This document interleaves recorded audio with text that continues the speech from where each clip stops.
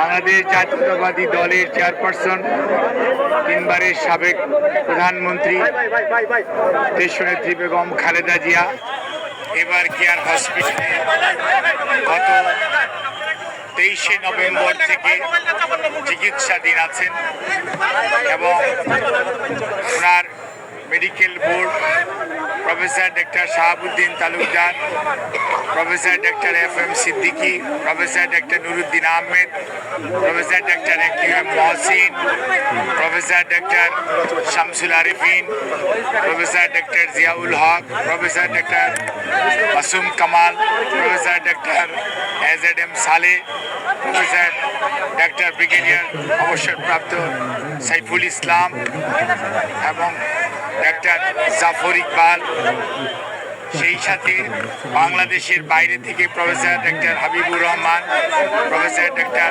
রফিকুদ্দিন আহমেদ এবং professor John Hamilton, professor doctor Hamid Rab, professor John Patrick Kennedy, professor Jennifer Cross এবং doctor Zubaida Rahman সহ America, UK এবং বাংলাদেশের চিকিৎসকদের যৌথভাবে গঠিত মেডিকেল টিমের অধীন চিকিৎসাধীন থাকা অবস্থায় ওনাকে গত 27 তারিখ থেকে CCUতে উনি চিকিৎসাধীন আছেন। আল্লাহর অশেষ মেহেরবানিতে ডাক্তাররা যে চিকিৎসা দিচ্ছেন সেই চিকিৎসা সেটি উনি গ্রহণ করতে পারছেন, অথবা আমরা যদি বলি মেনটেন করছেন। কাজেই বিভিন্ন ধরনের গুজব, বিভিন্ন ধরনের বক্তব্য বিভিন্ন জায়গায় দেখার পরিপ্রেক্ষিতে দলের পক্ষ থেকে আমাদের দলের ভারপ্রাপ্ত চেয়ারম্যান জনাব তারেক রহমান সার্বক্ষণিকভাবে ওনার চিকিৎসার তদারকি করছেন। চিকিৎসার সমস্ত বিষয়ে উনি দেশে বিদেশি চিকিৎসকদের সাথে আমাদের মাধ্যমে যোগাযোগ রাখছেন। দলের মহাসচিব এবং দলের স্থায়ী কমিটির সদস্য সহ সারা দেশের মানুষের ন্যায় প্রধান উপদেষ্টা পরিষদের সদস্য এবং বাংলাদেশ অন্তর্বর্তীকালীন সরকার সার্বক্ষণিকভাবে ওনার চিকিৎসার ব্যাপারে যথাযথ সহযোগিতা এই হাসপাতালের চিকিৎসক, নার্স এবং সকল কর্তৃপক্ষকে দিয়ে যাচ্ছেন এবং আমরা অত্যন্ত কৃতজ্ঞ।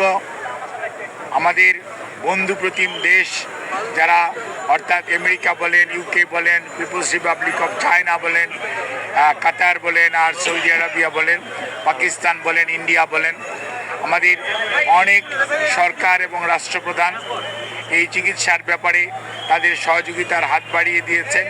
আমরা এই সংকটময় মুহূর্তে আপনাদের মাধ্যমে দেশবাসীর কাছে ওনার সুস্থতার জন্য দোয়া চাই এবং আল্লাহ রাব্বুল আলামিন যাতে দেশবাসীর দোয়া, সারা পৃথিবীর অনেক মানুষের ওনার প্রতি ভালোবাসা এবং দোয়ার কারণেই হয়তোবা উনি এই যাত্রায় সুস্থ হয়ে উঠবেন বলে আমরা আশা করি।